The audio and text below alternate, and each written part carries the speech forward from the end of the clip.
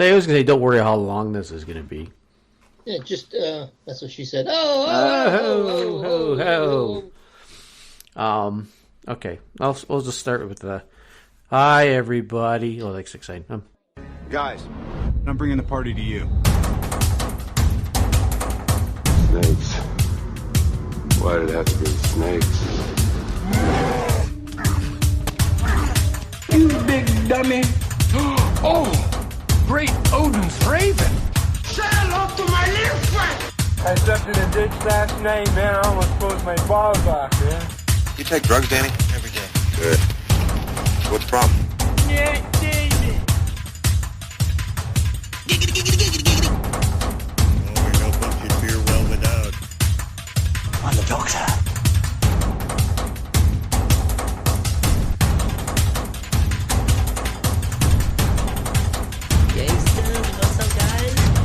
This aggression will not stand, man.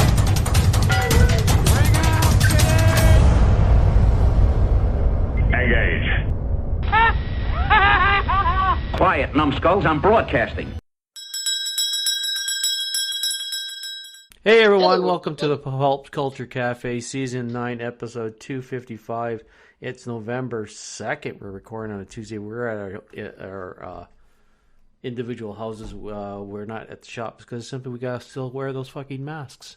And so we decided to do it here. And if you if you download this after we've been gone for months, I say 3 at least. Hey, welcome back. Welcome back, and thank you for not choosing to have any kind of life whatsoever. Yeah. We appreciate you. Yeah. Today is International what the fuck was it? Prenatal? No. Premature ejaculation day. Is it really? No, I just made that up. I just like the idea of coming up with stupid names because they got a day for everything, right? They do. When you said that, I was like, oh, that's very fascinating. I'll have to read up on it on the internet because I was thinking, that makes perfect sense. They have a holiday for everything that you could even think of now. So holiday or just day of recognizing, right? So what the fuck? I don't think there'll be much change in the format, except we're just not going to worry about the format anymore. There's a few things like today I didn't have a chance to. I love the birthdays. I love the birthday bit. When I do the birthday bit, and I'll literally when I'm doing the bit, I'll surprise myself like, I had no idea that person's still alive. That's wonderful. I'm happy. It's a happy bit for me, so I'm going to keep that.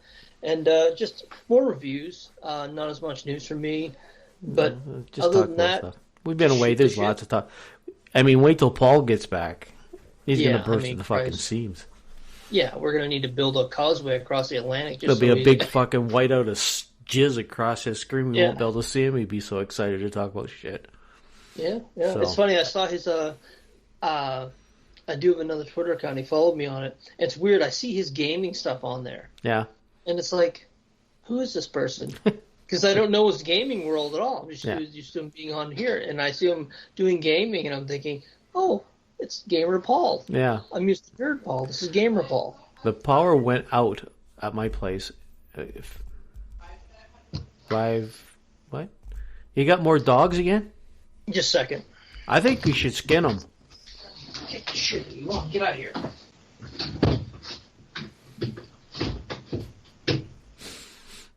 Dirty bastards. They had to lock the door on them. We have a little Shih Tzu. We got the new dog. And the new I had a little Shih Tzu once. Yeah. Well, the new dog's beating the shit out of her. So she comes in here, and it's like, Daddy, please get me away from this crazy bitch. Yeah. And that's all that is. It's not bother, but anyway, go ahead. I don't remember what I was talking about. You were talking about... I took a nap before I started the show, which I shouldn't have, but what the fuck.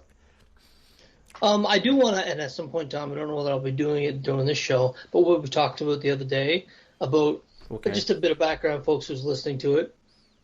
One of the things for me personally, and not so much John, is when we were doing the shows before, I discovered about 6 months ago that other sites are taking these shows, putting commercials into them, putting advertising on the sites, and having a good old time with the Pop Culture Cafe, passing us around like an old French whore. Yeah, So that's what I was going to say. Yeah, it was a bit disheartening when you see, I mean, I did put a certain amount of work into it, and you have it on there. I'm talking about commercials from TELUS, Wrangler, Ford, on the podcast. So don't buy those pieces of shit. Don't listen to those fucking cocksuckers that are on those shows. Fucking. So if you're sponsoring this podcast on another service, but you haven't, they haven't asked for it, so fuck your product and fuck you in the throat.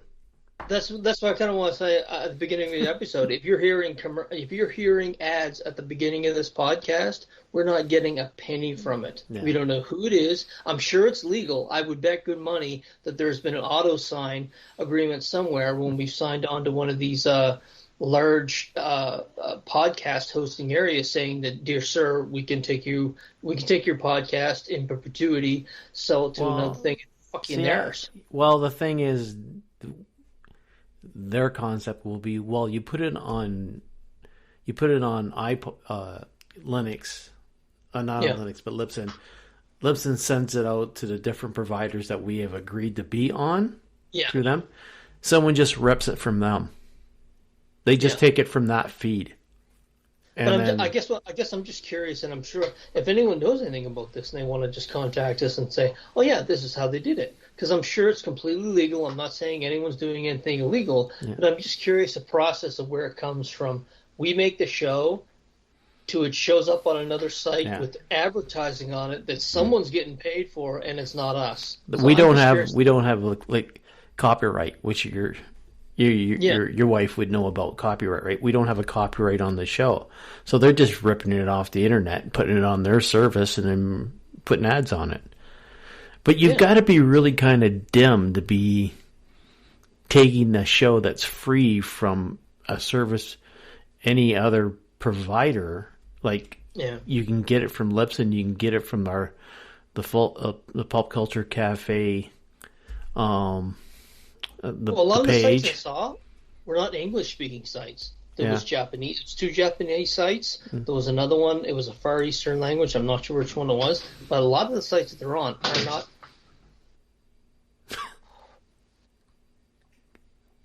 How did it get in? I thought you locked the door. I didn't lock it. Hold on. He's having puppy problems. You can fuck off. I'm talking to my cats, folks. As soon as it sees me sit down in my office, it starts meowing at me. So. Buttercup keeps coming in the room. Ooh. I'll lock her in the bedroom. Okay. Now I gotta figure out how to lock this door. Get a hammer and nail.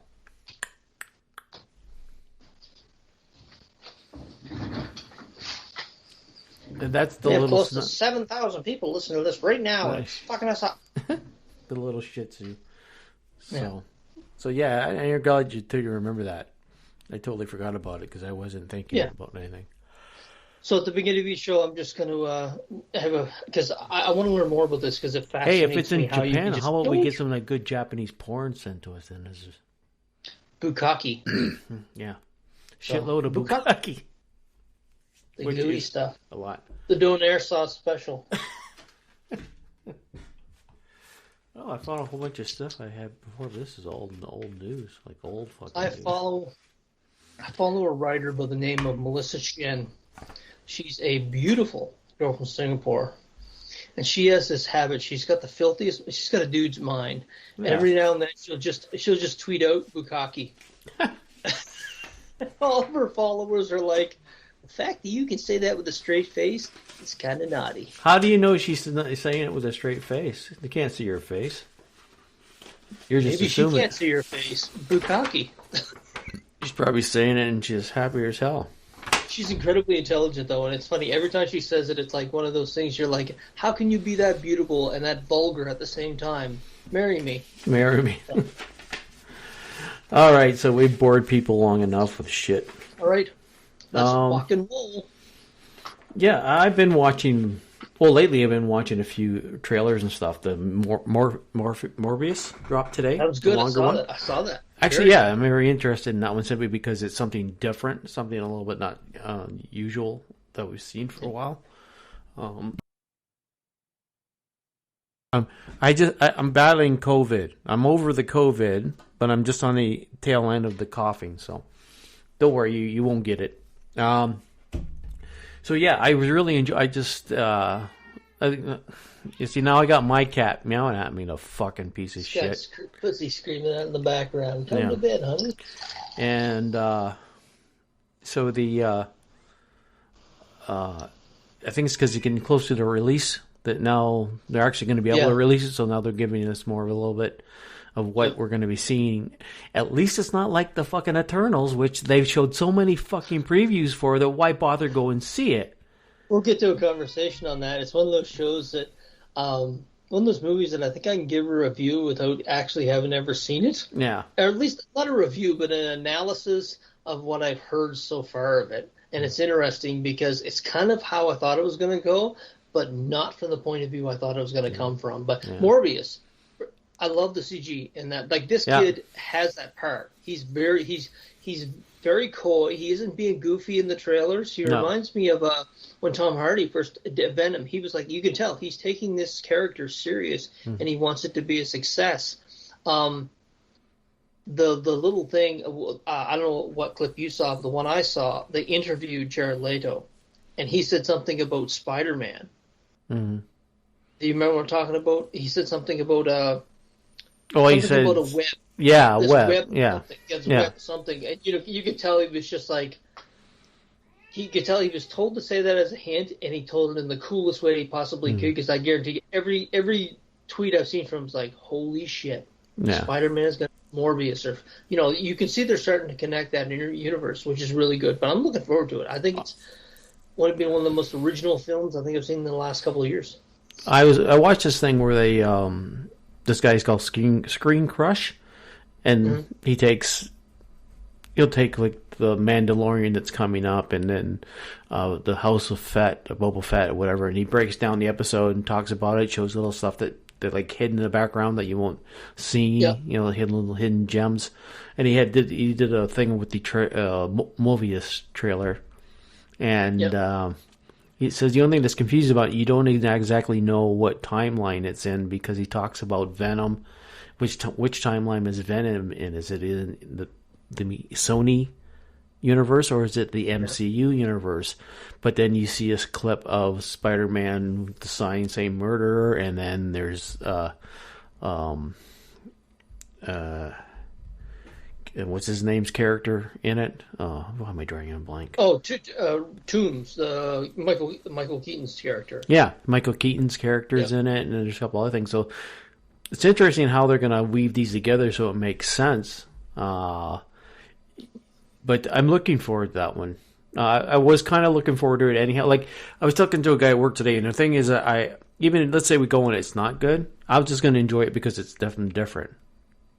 Jared Leto I think we're going to enjoy him better in this than he was as the Joker in the Suicide Squad. I remember before I saw the first trailer, and I remember even talking to you and Paul about it, I really had no interest in seeing the movie. I thought it was just going to be a rehash. Yeah. But the trailer was really nice. You could tell what he had done with the character. It was a nice tease of what the character was going to be.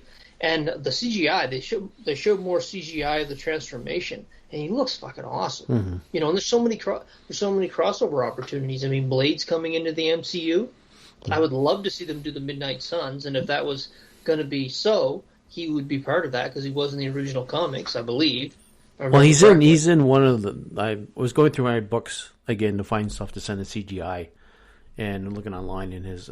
I have a number one version of the Mobius number ones, and it's on that list. So, but the thing is that Sony is still wanting to create their own universe over in Sony with the rights they have to the other characters and stuff, right? They still plan to do I was reading that it's on the board. They're going to do a Kraven in 2023. I forgot about that one. Yeah.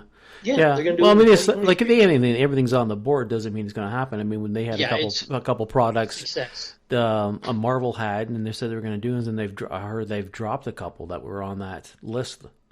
Well, they did it with Inhumans originally with the movie. Yeah, but it was just recently they dropped some. They dropped some that they were going to do. They took it away. So like I said, I've been staying away from all that stuff, especially. I've been staying for a long time. I've been staying away from stuff, only seeing little bits of here and there about what's happening and then shit we'll talk about when we're at the shop. But so that I watched that trailer, the trailer for the next and final season of Lost in Space. Looks very bleak. Saw that yet. Never saw it yet. I have to go on YouTube and find it, but Netflix let a thing go out. It's pretty bleak. Really? Yeah. It doesn't from the preview, things look like that maybe they don't turn out all great for the Robertson family, not like in the original series. I don't even know how that show ended, but they just canceled and they left them lost in space. But so that was pretty good. I'll have to kind of go through some stuff here and try and figure out what I was watching. I can't remember. That was a great series. That was a great series that never got its due. The amount of tension that they were able to bring into some of those scenes was just fantastic. What do you mean, the original series? No, the series on Netflix. Well, yeah. Well, it's third and done. I mean, you're talking past tense, and it's not past tense yet. Oh, there we go. Well, you go. I'm going to take a look, see what I've watched here in Lost. Well, basically, the first 2 seasons of Lost in Space, I was surprised how good that it was and how much tension and suspense they were able to bring to what was basically a very simple story originally. I mean, I'm trying to remember the actress' names that escapes me now. She's a Canadian actress. Yeah, I don't remember him either. Yeah, you know what I'm speaking about, though. Yeah, the fact that she took it on. There's certain actors that don't take on anything unless they know it's a good script. And when I saw she was attached to it, I said, well, they're not, they're playing with live rounds if they've got her attached to it. Same with the one who plays Dr. Smith.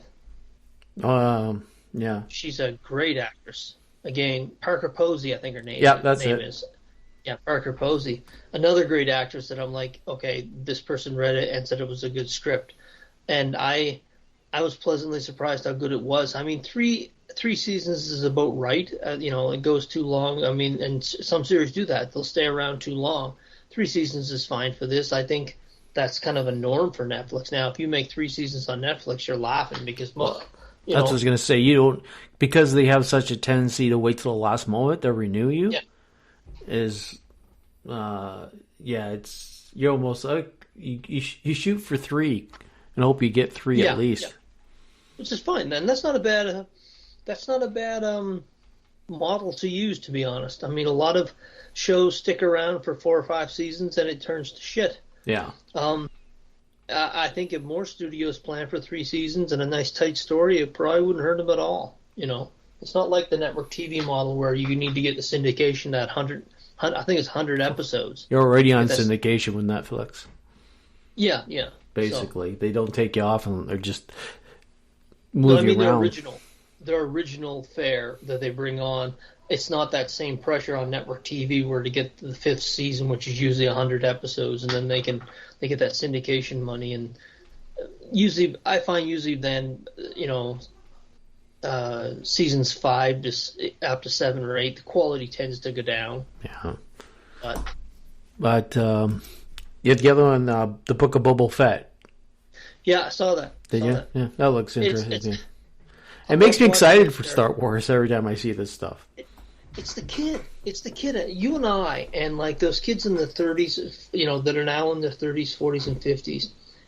All we got to see of these characters. 60s, yeah. Oh. You big 6-0 now? I didn't know that. No, I basically say I'm closer to 60 than I am 59, so. There you go, fair enough. But these characters, I don't know how many times I saw that footage of those bounty hunters on the bridge of the Empire and thought, ooh, where are they going? Who's that? What's their world? And for years, decades, it wasn't touched at all. And, and it's amazing to see those characters in that trailer, like Bollusk. I think his name is Bollusk. That's the lizard guy? Lizard guy. I believe he's in the trailer. And, same with Jabba. Mm-hmm. They only showed a certain amount of that world. And the fact they're going into that world now, that to me is just like, the Marvel movies with Captain America and Tony Stark and that built in audiences over decades that they're just going to make a ton of money off of. And I'm glad someone finally sets Disney down and said, you know what? If you give a series or material with a built in audience, you'll make lots of money off it, and people won't hate you while they're spending it, you know?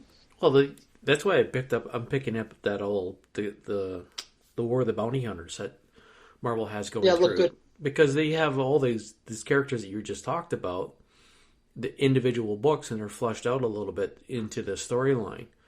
So, and they're going to show up. Some aspects of that is going to show up in the show. It is. So, that's just what they do.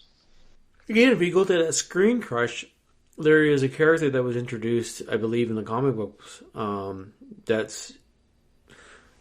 They take their time and they find all these little hidden gems in that thing. There's a couple of YouTube channels that does that, but this is the one I watch all the time. And talks about this one character's in the comic book. You sort of see a live action version of him in one of the scenes in the corner. Yeah. And he's kind of like, well, that's that race. Could it be this guy? Again, it's kind of like, wow. Yeah, it's interesting the way that he do it. They go on, and as I've said before, I mean, last time I heard that Dark Horse comics are canon, and then all the Marvel comic books are canon within the Star Wars universe. So that makes it good. That makes it even explore that.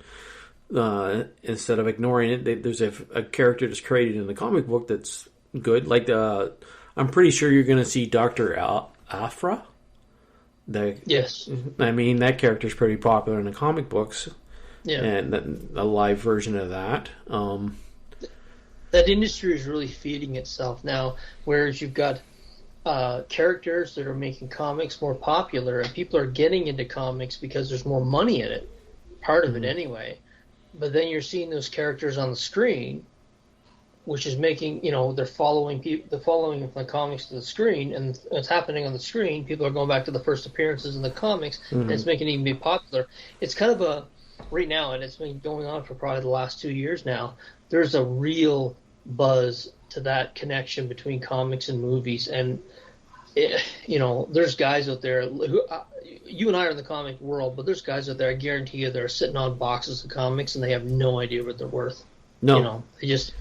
And this kind of guy you want to go in, buy that for $1. You grab 50 boxes. Yes. Yeah, that's the yard sale guys who put it out there. How am I going to put some funny books out there and try to make a little money off? Yeah, that's God bless the best place to. Yeah, that's probably, the best place to go. You try and get into the stores, you're getting it. You're not gonna have fun going to the stores. Go to the yard sales. I mean, maybe the flea markets too, but yeah. But going to the shops to find books you want, even just to read, is not fun anymore. Yeah. Well, there's so much big money in certain books that anyone who owns a comic store now, they've already dug through it. You're not going to find it. But, of course, it changes on a daily basis. Well, since we're swinging it out, let's add, how about stories that don't do anything and then bring your book up to the till, and then they go look and see how much it is. You just want to take the book and rip it up in front of their face and say, no, man, I'm not doing your job for you. You own a shop. The reason you want it, you like comic books, you want to get off your ass. If the book's out there, pull it out.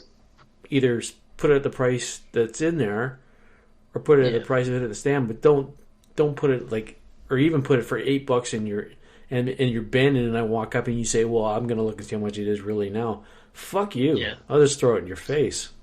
Those folks get dragged on Twitter. You can't do that anymore. That is like a number one sin in comics now. In every store I've seen that does that, the guys who go around to the stores, they just shit on them. They just give them more bad press than they'll ever be able to walk away from by doing it. But, some people don't care. They're just... But to me, that's the ultimate lazy. When you can't... when you can't keep up on the trends in your industry, whatever. Yeah. So... But, I've had a few where they do that, and I just put the shit back. I haven't ran to it yet, because I hate the idea of digging through those shops, because they, either they're constantly asking, what are you looking for? Or they're watching you to make sure you don't grab something. Well, we missed it, and they're going to want it, right? And you can say, fuck you, punch you in the throat. Fucking nerdles. Anyone over the age of 40, they're absolutely looking for you. There's, especially in Edmonton here, there's so many guys that do that. That it doesn't matter what you're doing. You're basically a speculator by proxy, just by what you look like. So it is what it is. I don't do that much here anymore, especially now, as I said, in the last couple of years when the CGC stuff is really heated up. You're probably not going to find it because it's like looking for buried treasure. Yeah. But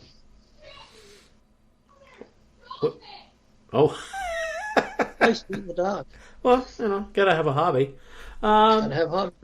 What else? It's really hard to remember because I have been watching more TV than I have lately, but again, it's been reviews. I can't think of any previews that I've watched. I've started. Dexter. Oh yeah, I didn't want to. No, I'm not going to get into Dexter again.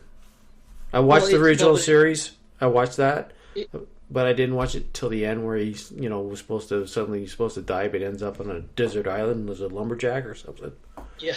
Well, I just wanted to point out that if this drops Friday, it's actually this Sunday is the premiere of the new series. Well, so if anyone, I might drop it tomorrow. I don't work tomorrow. Well, there you go. But it'll be this Sunday, which will be, I think, October the 8th or 9th. Yeah. The new season of Dexter starting up. And funnily enough, the one thing I did watch was the new season of Curb Your Enthusiasm. Okay, The first episode was on last Sunday night. It wasn't bad, but I didn't find it as funny as I did before. It wasn't as, like, there was, well, one of it was, they had Albert Brooks on it.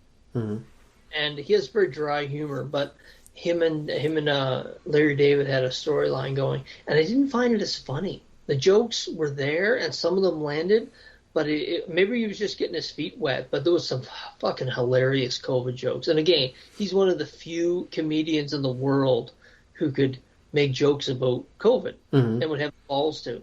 But COVID hoarding and stuff like that. And without too many spoilers, it's like this character is beloved, and then it's found out it was a COVID horror, and literally people are like, you fucking prick. First responders could have used that. You're a fucking asshole. It was hilarious. That part of it was hilarious. But Larry's still going on. He's still Larry. I mean, he's what, 80 now? He's another guy. It's like, I hope he makes I hope he makes that show until literally his dying breath, because he's so brilliant in it.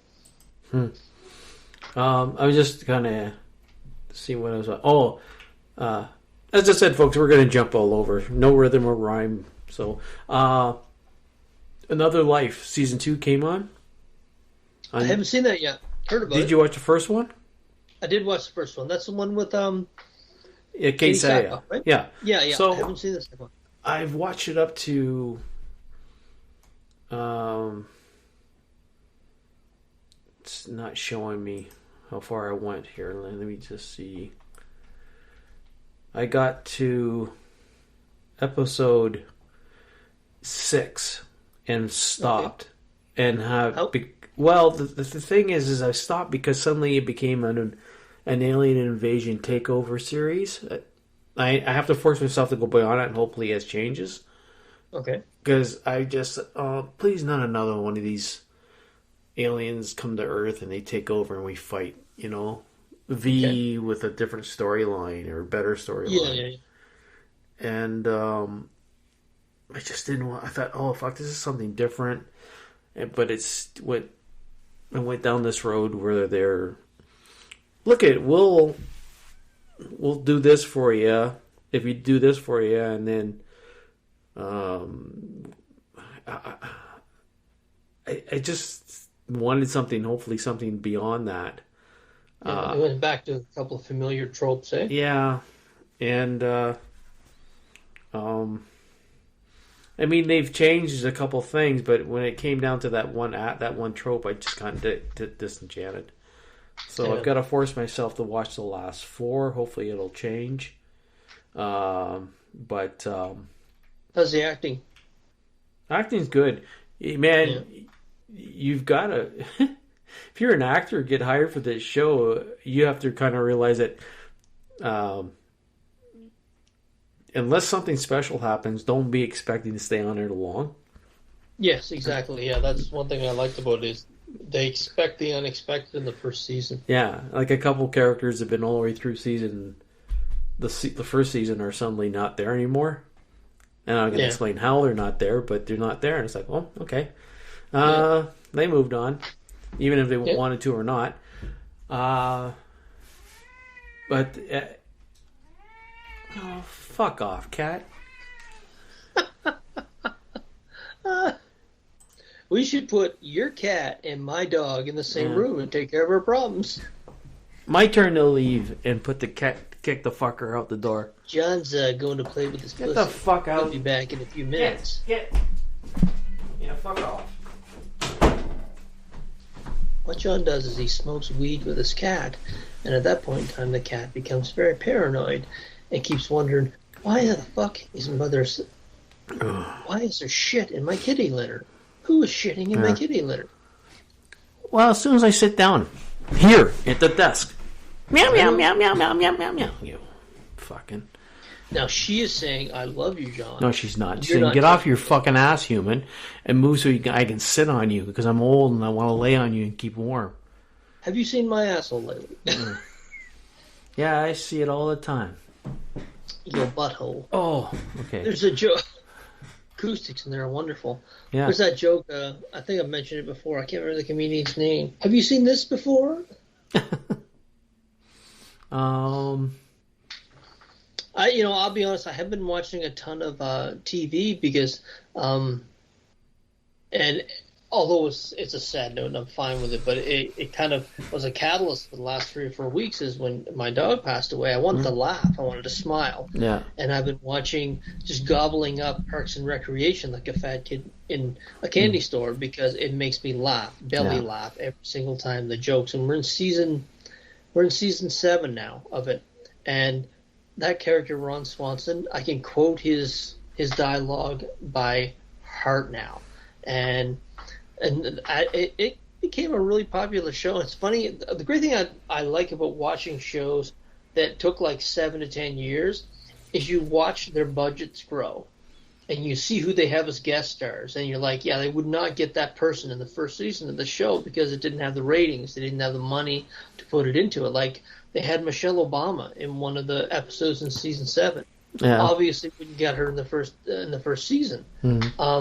A few other people, but that list of characters. If anyone's watched the show, they did at the Paley Center. They did a full interview with the entire cast in, I think it was 2018, and it was fantastic to listen to these guys talk about the show and all the fun they had making it.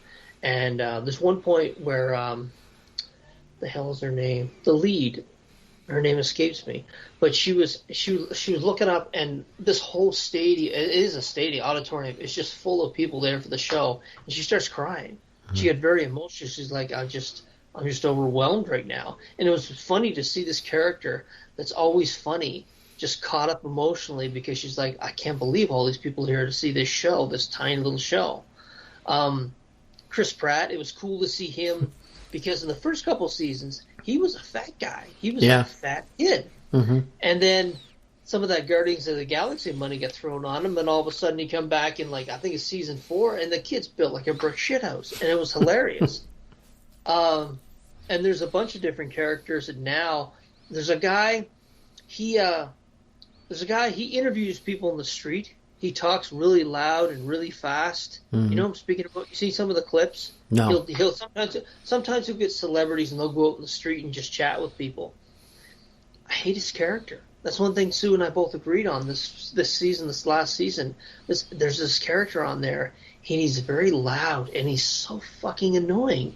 And it's amazing. They have literally had probably 150 characters over 7 seasons, and we fucking hate him. We hate every scene he's in. It's amazing to watch him because we're like, God, you just ruined that scene. Because he's this character where he talks over everyone. He's loud and he's obnoxious, and he's also flamboyantly gay. Mm-hmm. So it's just a weird voice, but he ruins every scene he's in, which is weird because I just love this show. Yeah. But I think I mentioned the shop last time. Nick Overman, who plays Ron Swanson, he when they cast him for the part, they had a part, and this character was going to be a saxophonist, and they didn't know that Nick Overman could play the saxophone before they cast him. It was just a great coincidence. He's got this character where he basically, you know how you'll have some personalities that the one I can relate it to is the guy who's the shoemaker. You know what I'm talking about? The famous actor. I always like we do these podcasts and we start talking about them and we talk about these shows, but we never remember the names of the people and characters in them. He's a shoemaker. His name is he was in There Will Be Blood. He's a really great actor. I can't remember his name for the life of me. No.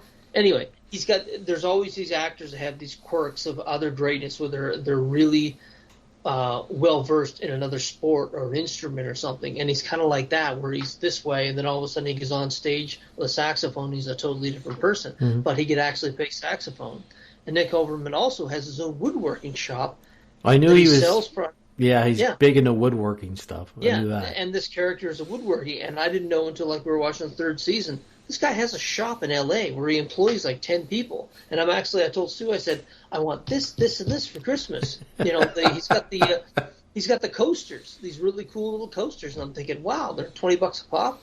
So, but I mean, the show overall, I'm telling you, it's one of those things I look back and it's really helped me get through the stuff of, missing my dog and everything, but just belly laughs. And it's one of those things where they tell a joke, and then they'll tell a secondary joke that no one really catches, but you think about it for a second, you laugh again, just overladen with jokes. I mean, Rob Lowe was on there. I didn't know he had the sense of humor and the comedic timing that he does. You know an actor named Adam Scott?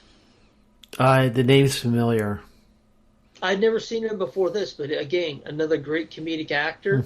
The actress who plays Chris Pratt's girlfriend/wife, she came up through Amy Poehler. That's his name. That's her name. Sorry, Amy Poehler. That's the lead. That's the lead. Yeah, the lead is Amy Poehler, and this young lady came up through her acting, and she is just fantastic. She can deadpan. She's one of the best deadpan comedians I've ever seen in my life. I know I can't remember her name. It's Audrey something.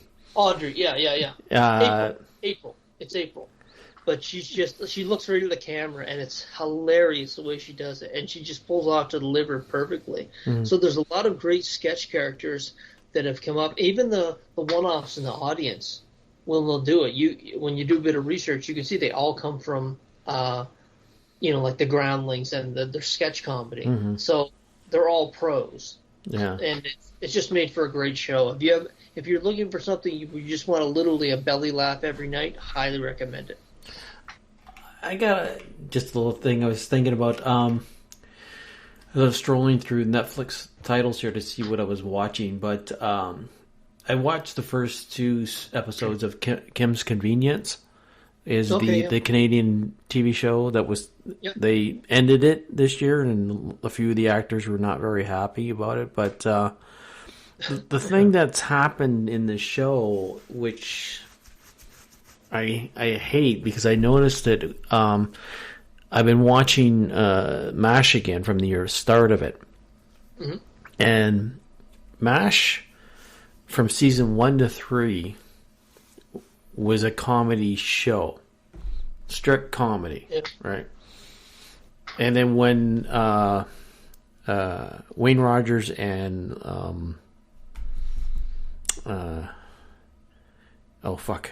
another guy, I could talk about off the thing and a name would pop into my head, McLean Stevenson.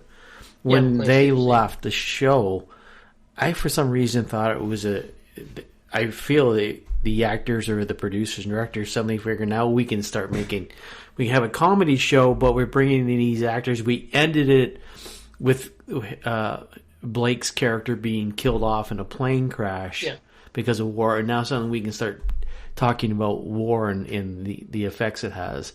And suddenly, I think they call it dramedy. That's it. It went from that to a dramedy, and it's suddenly not as... I didn't really notice it when I was watching it before, but now I really notice it. It's suddenly it went from something I really loved to watch. I mean, the first three to show that I liked the show. I watched it when it was still going on, but I really started to notice how much they throw in the drama into it, and it's kind of taken away the show. Right now, thank God for Jamie Farrer's character Klinger.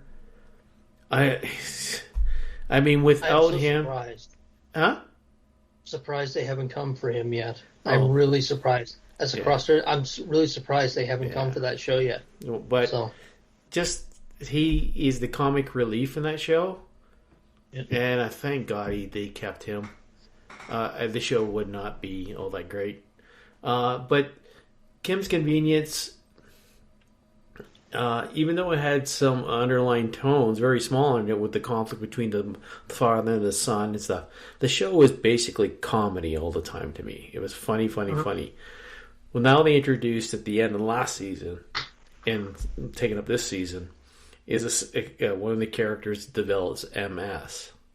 Mm-hmm. And suddenly this drama part's thrown into a show that, can we just leave it comedy? Just leave it comedy. Please don't throw in reality. I don't want reality in my comedy. I don't want drama. I want drama, comedy. Leave them the fuck off. Don't mix them. Yeah. So, in a very weird kind of way, I'm kind of glad the show ended, because now I don't have to deal with all the rest of the dramedy part of her of the character getting MS and developing and shit like that. So, Schitt's Creek was very. That's one of the reasons I like it. I think it's why it resonated with so many people. They talked about social issues. They talked about drama. There was drama in it, but it never strayed too far from the comedy. They were able to. You had more laughs per episode than you did serious moments. Yeah. Mm-hmm. And I always thought they were able to do that tight walk that a lot of shows, like you're mentioning MASH, weren't able to. And I think that's why it stayed so popular right through to the end, because they were able to, I wouldn't say tackle, they were able to bring different social aspects of life into something. And like with the Korean War, but they were still able to keep the majority of their comedy there. Mm-hmm. It wasn't an overlying saturation of it. And yeah, I know what you're talking about. I remember watching MASH as a kid, and it's not funny anymore, or it's not funny as much as it should be. Yeah, but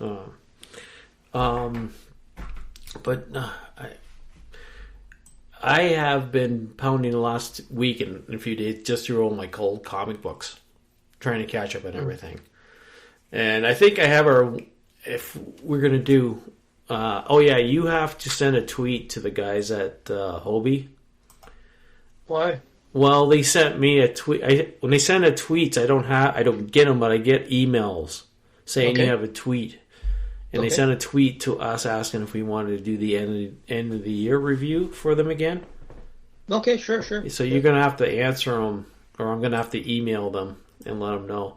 Sure, I'll I think we'll do that. Remember last year you wrote up that list? I have it somewhere. You wrote up a list of things that we thought were the best things of that year. Sure, vaguely. Okay, I saved. I did save it. I'll have to look for it. But fuck, I was going with that because just so I remember, I needed you to talk to Hobie and let them know. But they asked. They said we haven't heard from you in a long time, so I got an email to them. I'm not even on Twitter anymore. But I sent her an email saying that old comics I was reading. So yeah, I have them. I think I have my favorite comic this year picked out already. So what's that? Vinyl. Oh, okay. Vinyl, yeah. I haven't read it, but I talked about it to you at the store, and I think this next issue is the final one. But yeah, it's kind of you pile the books up, you leave them, you don't read them, and then suddenly you read them all at once, and then you read a novel. It's nice. But it's like all of a sudden you read them, and then you get all that at once instead of and you realize, oh geez, this was a good book. Why wasn't I reading it when it came out every month? But on the bonus side, You pick up one book, you put it down, you pick up the next one. I mean, I'll never give up giving floppies unless such your names, but I'll never go and wait for a trade to come out and buy it and read it at once. I still like getting the floppy. But it was nice that I did have some piled up and a good reader. I didn't have to wait for, unlike an episode of a TV show where you wait 1 week, we're waiting a month for the next episode of the comic. I can understand the allure of the trades. I never got that before, but there's a few series that I'll, like Undiscovered Country, I'll pile up for 6 or 7 months, and then when you read it, you're thinking it's like literally like reading a novel. Mm-hmm. And I found for some stories, it actually makes it better. Like I'm going to be reading Once and Again from Boom Studios. Mm-hmm. I get it monthly, but you know what? There's so much there that it needs to be read like a novel. There are some comics that just need to be read like a novel, chapter after chapter, as opposed to waiting an entire month.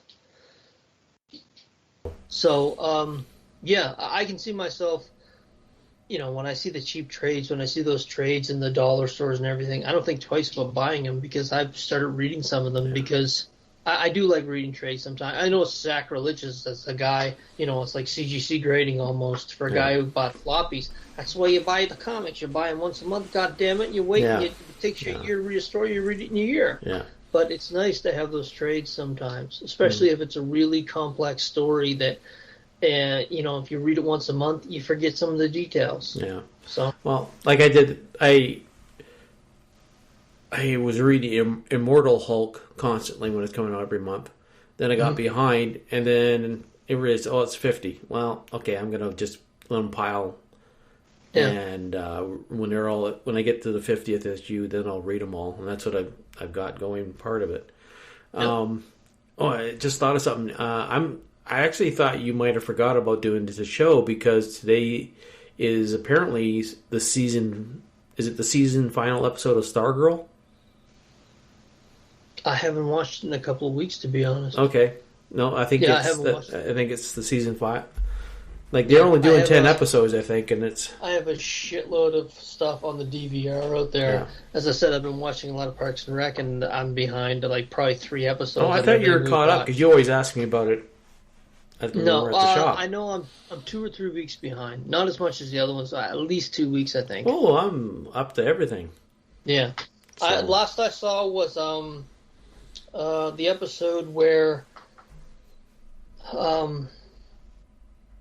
they killed. The episode where the JSA killed somebody. Mm-hmm. No, you got a couple episodes to go then. Yeah, exactly. A couple episodes. I'm telling you, though, again, if you're looking for... I mean, there's been a lot of negative energy towards the WCW in the last 4 years. Some of it well deserved, but that's a great show. Yeah. They came into the CW universe. They didn't have the budget, but they've done some really good storytelling, and they've managed to do what the Flash did in the first couple seasons. They give it feels like a golden age series. You know what I mean? Like they really pay attention to the past and those old timey comics that I'm sure that it's based off of. Yeah. And some of the cast, they have on there is just fantastic. I mean, the storyline, again, they don't have the CGI budget, but they make it work. It's not really noticeable. The cast has just been great. I'm very surprised. It's probably the surprise of the year for me. Mm-hmm. But now it makes me think of Doom Patrol. I'm caught up in it. That show is weird, man. Fun weird. I watched the first 2 seasons, and I remember a couple times during that I'm thinking, I should be high while I'm watching this. Yeah. It would probably help. I haven't watched any of the new season yet. It's just fucking... It's so weird, it's entertaining. So yeah. I heard Brendan Fraser? Yeah, Brendan Fraser, there's rumor that he is being cast as Firefly in the in a Batgirl movie, yeah. Yeah. Batgirl movie or TV show. I don't know what they've decided to do. But it's nice to see him getting a comeback. Yeah. I think he had a rough time, and I think, if you read between the lines and believe what he said, I think he would, I think he got a raw deal in Hollywood in a lot of ways. So I'm glad that he's actually getting some of that back. I mean, that movement, I think there were some more victims that just said, I'm not telling a bunch of dudes that I did that, and just kind of moved on. Mm-hmm. So I'm glad that he's actually getting a career resurgence. Yeah. So yeah, he's got that in a couple other films, but Doom Patrol is entertaining. You almost think, we talked about this in an episode a long time ago, but I mentioned how the actor that's in the suit of the Robot Man, yeah, and his act in Brendan Fraser's dialogue, how well they mix together to make you actually believe that. I actually thought he was in the suit, to be honest. I thought he was in there. He's not in the suit. I'll have to double check. I shall do that right now. But I could have sworn to God he was in the suit. No, I don't think he's in the suit. But that's why I said they do such a great job of mixing the two that you think he's in the suit, right? There's another series I haven't seen is Titans. I haven't seen the third season of Titans, and I've heard nothing but good stuff about it. I can if I want to. How so? But VPN. Okay, yeah. Well, they said that once the series was over, they're going to show it, I think, on Sci-Fi in Canada, and that's when Sue and I watch it. But I mean, I heard nothing but good stuff about. I knew about the Red Hood and a few surprises, but that series again looked fantastic. Yeah, it's a different actor in the suit. Okay. Yeah, it's David Prowse, Riley Shanaha, Shanahan, Shanahan, Shanawa, Shauna, Riley Shahana. Yeah. So, if he ever listens to the show, we apologize. Very offended. Yeah.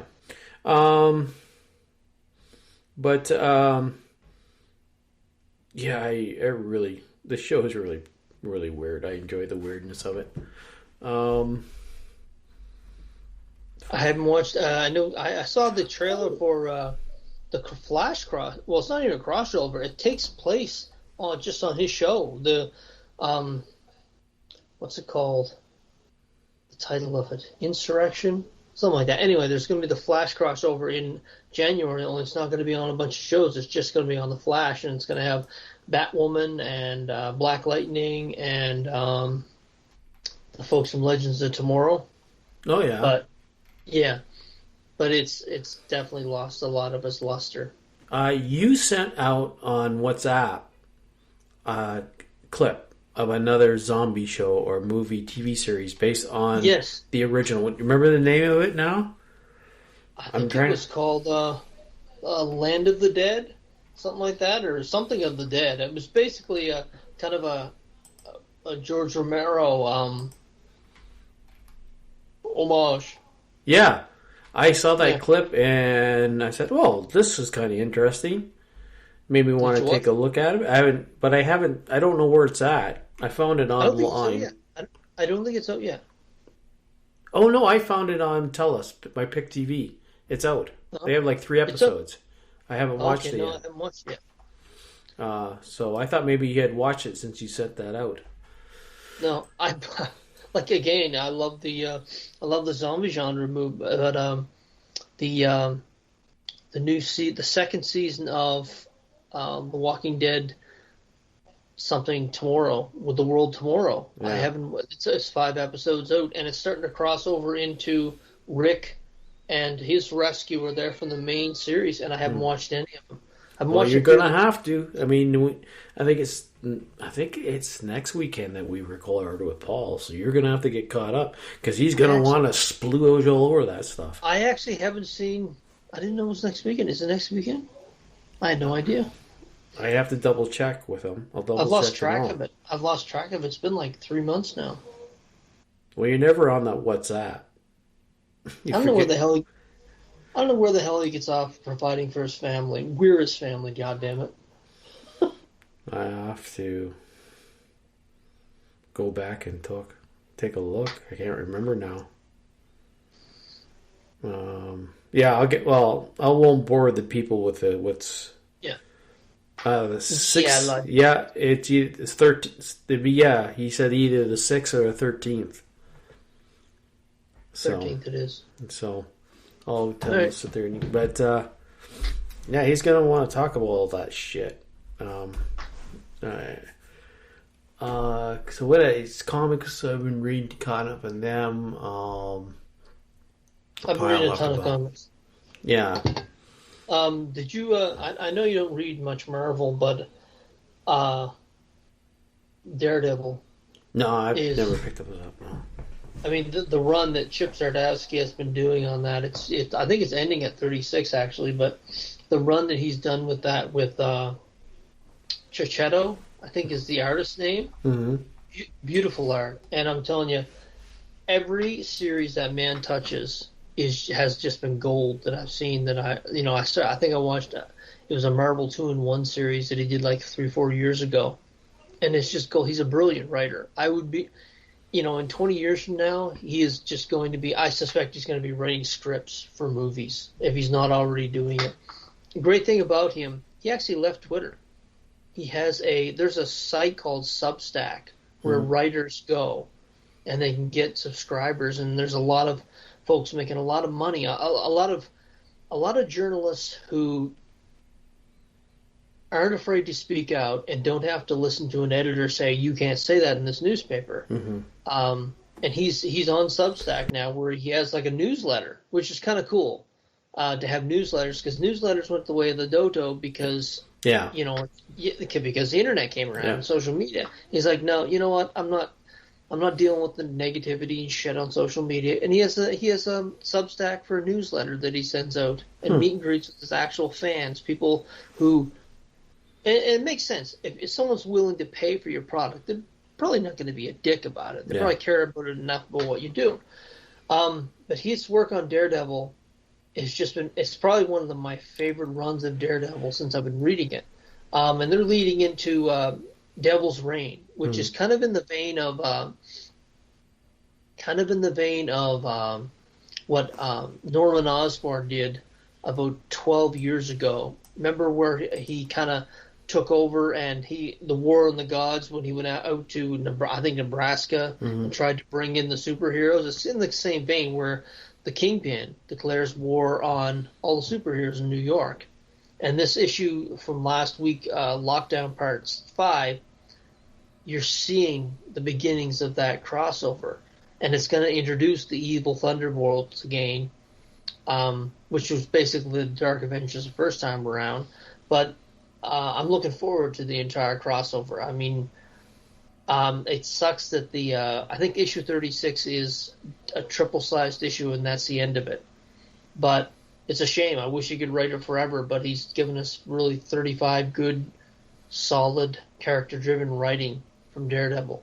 Well, now we're back in the show. We left for a bit, even though you don't know it, folks, but we did. I threw a stack of comic reviews that I had from 3 months ago that I was going to do at one time, but I threw them away. So, because I was just, that's old news. I mean, if you haven't listened to the show before or don't even know what the comic books are about, it's still news to you, new to the listener if they're listening. Well, the ones I got are just from last week. Literally last week's comics on Wednesday and the week before, so they're really fresh. Yeah, we'll talk about them then. I don't know. You've seen I know you haven't read it, but at least the Inferno crossover they're doing. Oh, did that come through on your end? It did. It did. Sweet. My tongue's burning, actually. Okay, sorry. Go ahead. Inferno. You've probably seen the magazines if you haven't the comics if you haven't picked them up. No, I don't. It's the crossover that's taking place. Another it's not really a crossover. Yeah, Marvel. I take it. Yeah, it's Marvel. Yeah, it's basically based on a crossover that they did like 25 years ago. Except this is kind of when they built this universe, it was the backbone of it was Moira McTaggart, and it was exposed that she was a mutant and she had lived 10 lifetimes, and all those lifetimes. Didn't that start with the House of Axonal? Okay, yeah.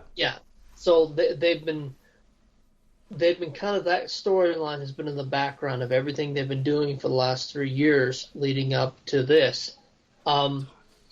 They have a resurrection protocols with the X-Men now, and Xavier and Magneto have been fighting, having Destiny, which, if you remember, she was Mystique's girlfriend, and she was in Yes, exactly. She was a precog. She could see into the future, and they didn't want her brought back, and they couldn't figure out why Moira McTaggart didn't want her brought back. Well, bit of a spoiler alert. Mystique finds a way to bring her back. And this series is basically almost a shift from, it's hard to tell who the good guys and the bad guys are because the way the series is kind of going, it's kind of painting Xavier and Magneto in a bad light, where the establishment is trying to keep the status quo, and the villains, or who are previously villains, like Destiny and Mystique, are like, no, if we're free, we're free. So, are you frozen? No. Okay. I'm just so still. I was going to say, do I really have that much of your fucking attention, or that free stuff? So the first 2 issues has covered the fact that Mystique is back, and you can see a power shift taking place in the comics, and there's a lot of... The great thing I liked about it, there wasn't a ton of fighting in this. It was just really political intrigue. Chess game. It was a chess match. That's the thing I liked about these first 2 issues. It was a chess match. Mystique trying to get Destiny on the council. The ramifications of that.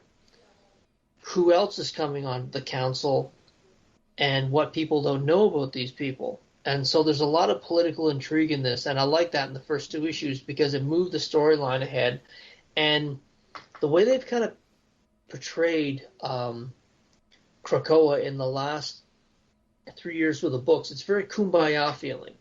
Yeah. And this series was the first one where you could see the cracks in the foundation, where this character is not happy where mutants are going. So I actually like this series so far. It's 6 issues, and I think by the end of it, and the great thing about it, I think I mentioned this to you, I'll hold it up, the variants I've been getting are those beautiful Joe Jusku Marvel Masterpiece covers from the 1990s. Yeah. So those are the covers I've been getting.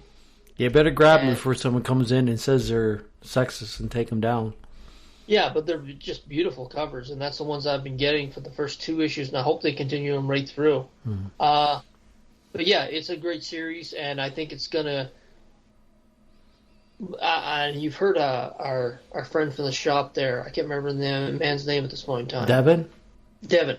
You've heard Devin and I talk about the X of Swords, that crossover they did that just didn't mean shit. Yeah. This feels like it's going to lead to something and mean more, which is nice because he's kind of right. They spent 16 issues and it was basically just generic fighting. It really didn't mean anything. I've enjoyed that series. It's a little more expensive. It's like $4.99, but I think it's like 40 pages an issue, which is nice. Wolverine, new issue of that came out. I mentioned this before a couple of weeks ago or on Twitter. I found this whole series, and they're up to 17 now. It's all over the fucking place. Yeah. Like, literally, it's all over the place. It's almost like they've been just shoehorning him in where they can with various issues, but the storyline has just been all over the place. However, with this issue, 17, they brought back a character from the first couple of issues. He's a human, actually, and his name's Jeff. Anyway, he's a former FBI agent, and him and Logan struck up a friendship, and it's nice. He's a human, but it's not a sense of rivalry that they show in all the other books. It's not mutants against humans. So basically, he's Logan's eyes and ears in the world. Yeah. So he's featured prominently, and as you're reading this, you're thinking this is going somewhere. And I won't spoil it for anyone who hasn't read it, but by the end of the book, you realize that someone who you thought was something is actually a traitor and a mole. And I was thinking that to me made for one of the most interesting issues of the series so far. It was a really character-driven issue, and I like the fact that they did this, and I wish he'd done more. I like Benjamin Percy's writing, but I found that it's been all over the place. Yeah. It's legitimately been all over the place. So for that, I haven't enjoyed the series. But it's Wolverine, and it is Wolverine. I'm surprised they still have that name on the thing, because they've literally stopped calling Wolverine. They've started calling him Logan. They've started calling Laura in the X-Men, and they've given her the code of Wolverine. Mm-hmm. So I wouldn't be surprised if they relaunch this, if it's relaunched as Logan and not Wolverine. Oh, yeah. That reminds me of a book I did read that I picked up that I thought would be interesting just because it was a one-shot and you had no interest simply because of the artwork. It was an AWA book. It was about an emergency room with aliens in it. Remember? Yes. Yeah. It's a good thing you didn't pick it up. Other than the artwork, which is better than I can draw, but still, I didn't like it. I hoped the story was better. But the story wasn't all that great either. It seemed to jump around a little bit. It didn't make any sense. I also found a couple of different panels where suddenly the doctor's coat was white, was suddenly blue for some reason. I read the first 3 pages in shop, and I'm like, ooh, shitty art and a shitty story. And there's one point where there's something the alien they're working on has... something come out of it, and they're trying to get it to freak down, but the doctor stabs one of the security guards instead with no explanation why. Instead of maybe just saying, "Hey, maybe stop doing this." Yeah. So. No, I didn't think it was very good. I'm glad it was a one shot, and I hope it stays that way. I'm sure there's somebody out there who do like it or does like it. They're a great company. They are a great company, though. I mean, but I would go. I'm thinking of going in. Tomorrow, since I'm going in the afternoon and won't be there after. I'm not going to come in for 5 o'clock. Yep. So I'm going to go in at 1:11, but I'm going to go through and see if I can find any of the AWA #1 titles, because there's a couple other books that have been picked up for auctions for TVs or shows or something. They have a new series out. It's fantastic. I'm surprised if they haven't yet. It's about the Nazis. Yeah, I read that one last night. It's fucking good, eh? That reminds me of a bit from Hellboy, the first movie. Yeah. I don't know about the original comic book, so I can't comment on the comic book about that. But I can comment that it's kind of, if you watch Hellboy, the first movie, it's kind of like, I admit it looks like it's stolen from there a little bit. I don't know where the premise at the start, I'm saying. Okay? Yeah. Right. The premise at the start. Now, I don't know because what came out of there what it is, right? You read the first book? The first one. I don't think the second one's not out yet. It just came out. The second one's been out.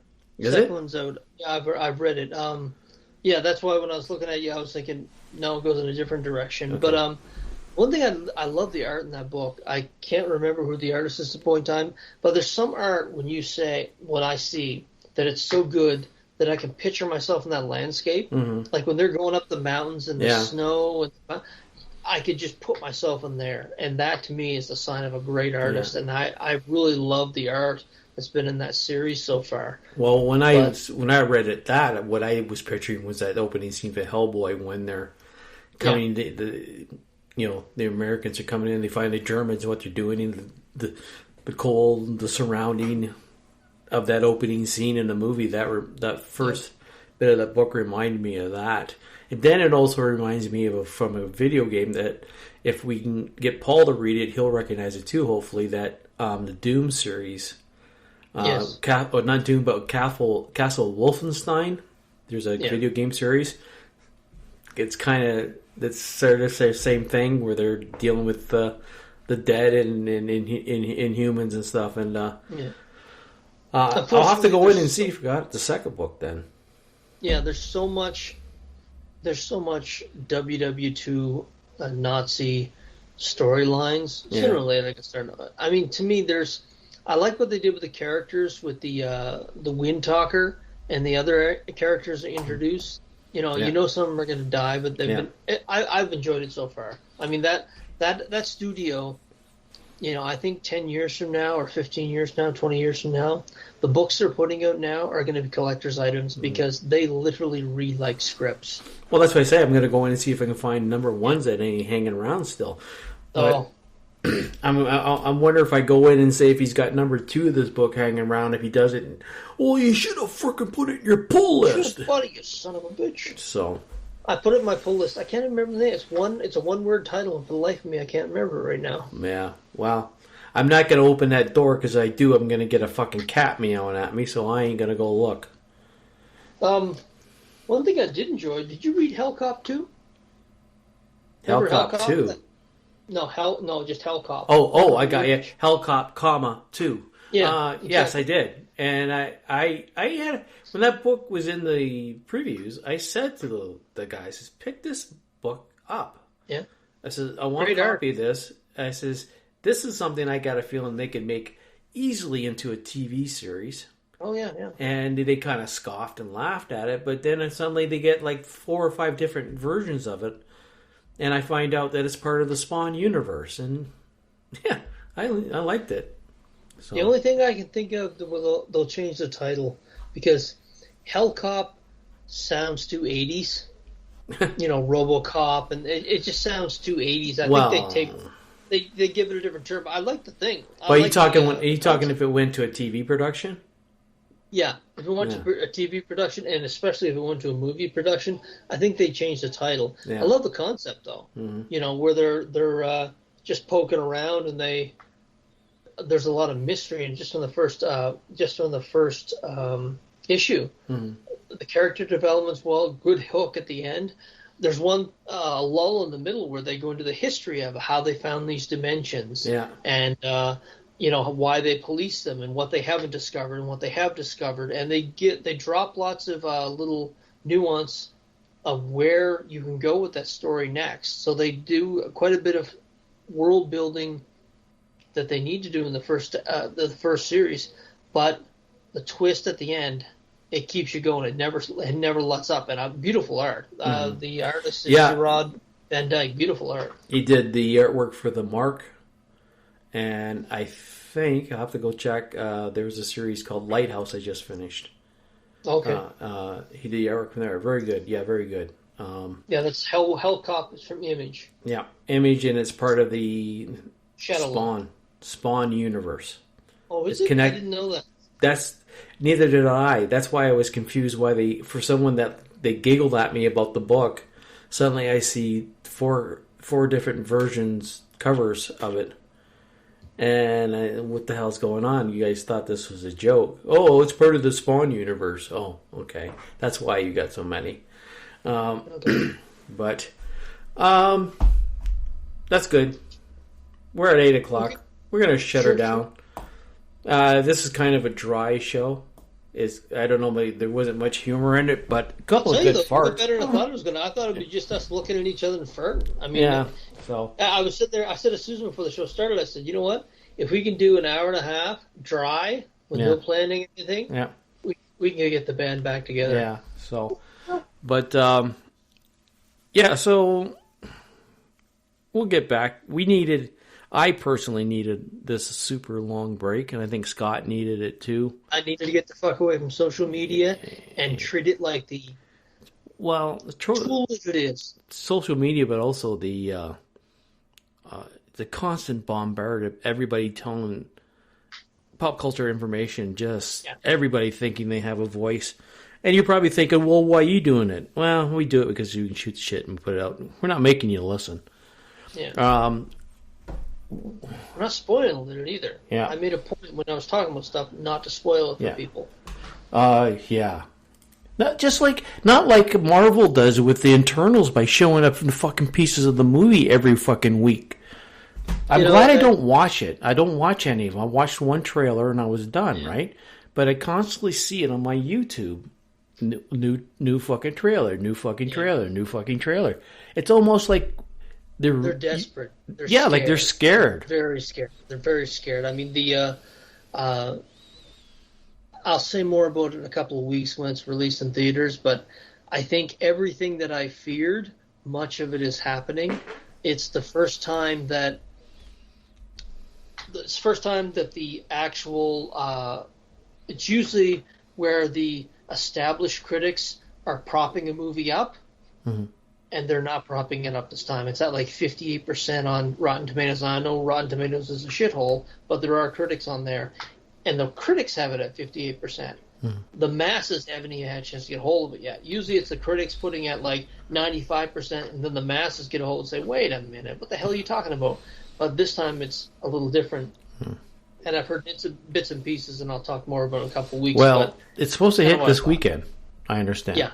It's so kind of what I thought. I'm going to go see it this weekend. I don't know if you want to go see it, because I know you don't want to wear the mask. But we'll see. I doubt it. I don't miss that aspect, but we'll talk more later. But I'm not personally not on Twitter anymore. I dumped it. I don't want that shit no more. The Pop Culture Cafe is under Scott's control. Even he doesn't even want to be on that much anymore. But we've got to figure a way, because now we are throwing stuff to YouTube. So if you don't listen to this on a podcast provider, you can go to YouTube and listen to it there. It's on the cafe too. It's on the cafe, the website. Well, it automatically links to the page, the Pop Culture Cafe page, so it's on there. It's on your whatever podcast provider you use to get your podcasts, and now it's also going to be episodes are up on YouTube. Just the audio. A shitload of pirate sites. You can't fucking miss this podcast. Yeah. So we got to figure a way to advertise the podcast and YouTube on Twitter without being. I don't want it. I had to get rid of it for my mental health to get rid of it, because it's just a piece of shit. You can find it on the Facebook page too. I still have the Facebook page, so you can find it on there. Other than that, that's it. Yeah, that's it. Yeah. Okay, folks, we'll be back in a little while, because actually not this weekend, but next weekend we'll be shooting it up with Paul. So that's 3 hours.